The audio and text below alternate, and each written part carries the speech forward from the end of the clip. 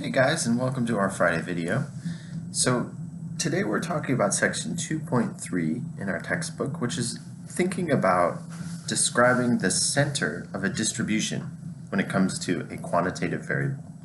So again, we're on that path where categorical variables, we make a frequency table, we make a chart very often, pie chart, a bar chart, and show the information that's in that frequency table. When it gets to multiple variables, we'll have other stuff, but when we're talking about univariate analysis, looking at just one variable at a time, that's kind of it for categorical variables.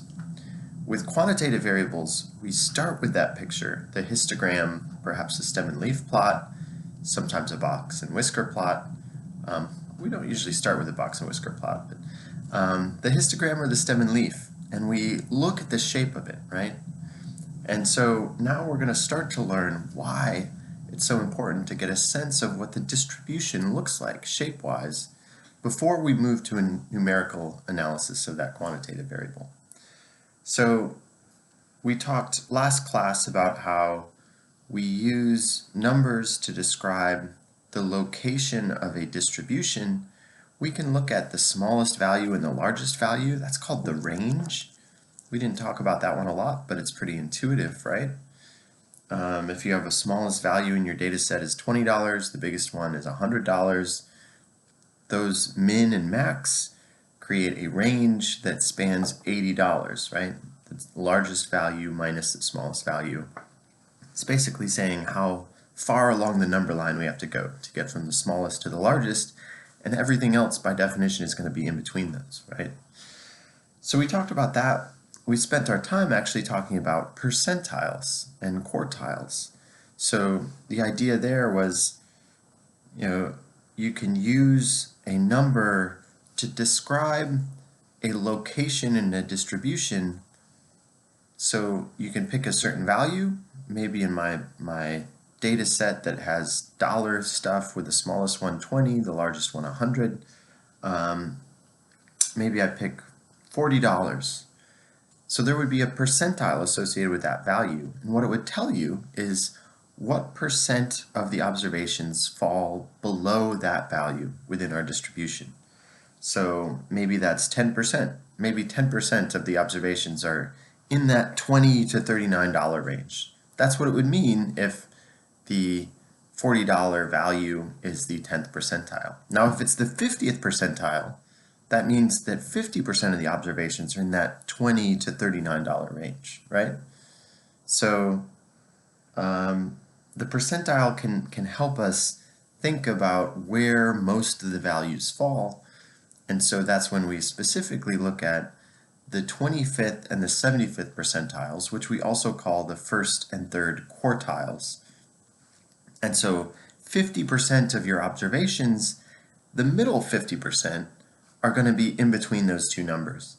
And so if our interquartile range for our data set were, say, $60 and $90, then it means we have the middle 50% are between $60 and $90. That's kind of the heart of the distribution.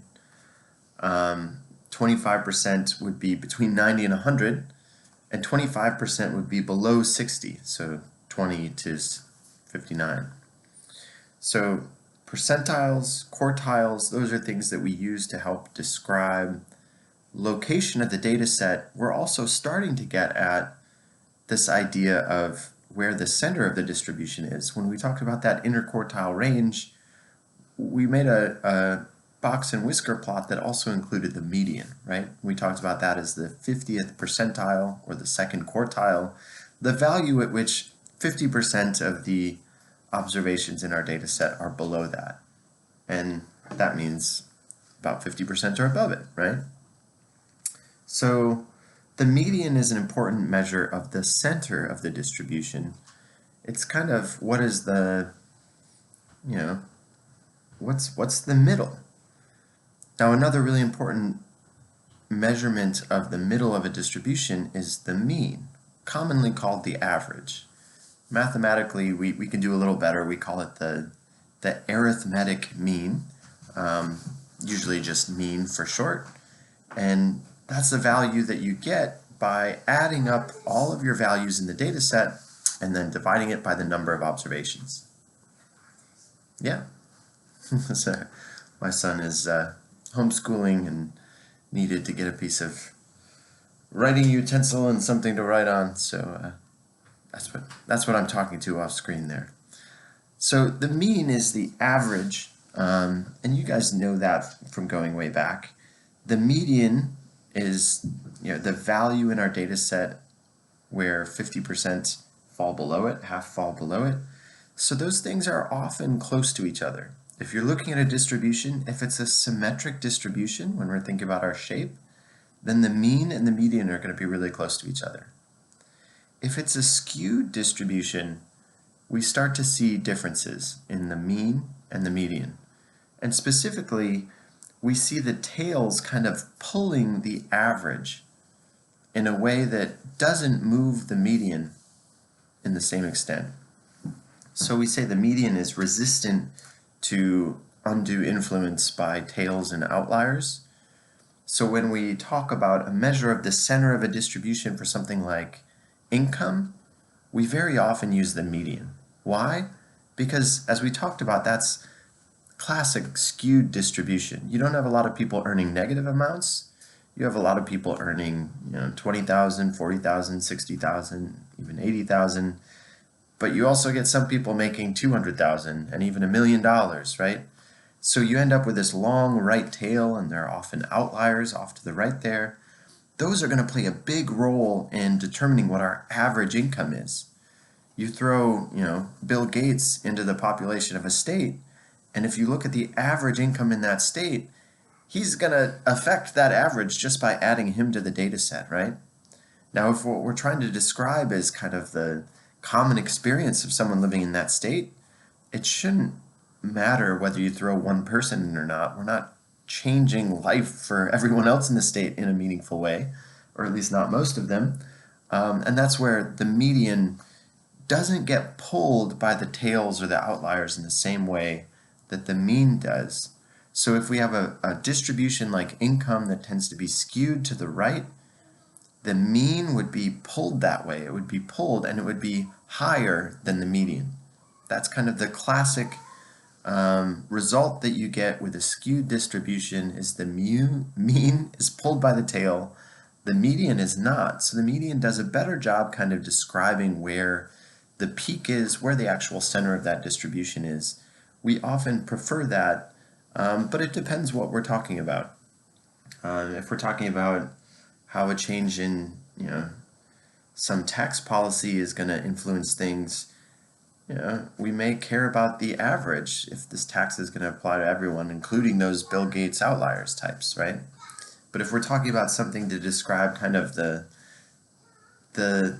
average experience, then it probably makes sense to use the median. And that's why you very often hear median household income as a way to describe, income in Kentucky versus in New York versus, Alabama.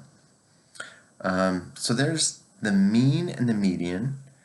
Why we start with the shape, because that's going to help us decide which measure of the center of a distribution is going to be our preferred one. With a skewed distribution, we're going to tend to want to use the median.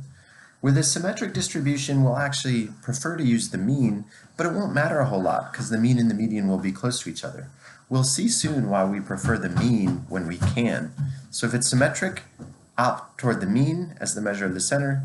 If it's skewed, opt toward the median. The last measure of the center of a distribution is the mode. That's the most commonly occurring value in a data set. That works as a definition and as a concept if we're talking about a discrete quantitative variable. That means one that takes solid values without a bunch of decimal places in between, right? So,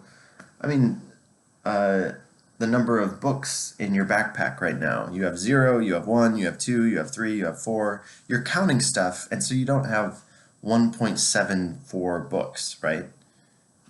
Counting something is a discrete sort of thing. So we could take a poll of the class, and there would be a mode, a most commonly occurring number for something like a count of the number of books in your backpack right now.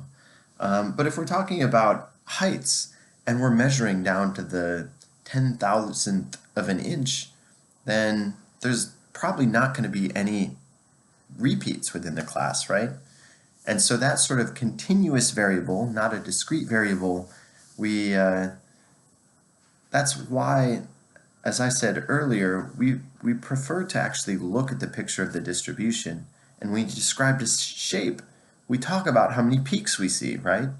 A reason is because with a histogram, with bins, it doesn't matter whether it's discrete or continuous, we can see those peaks.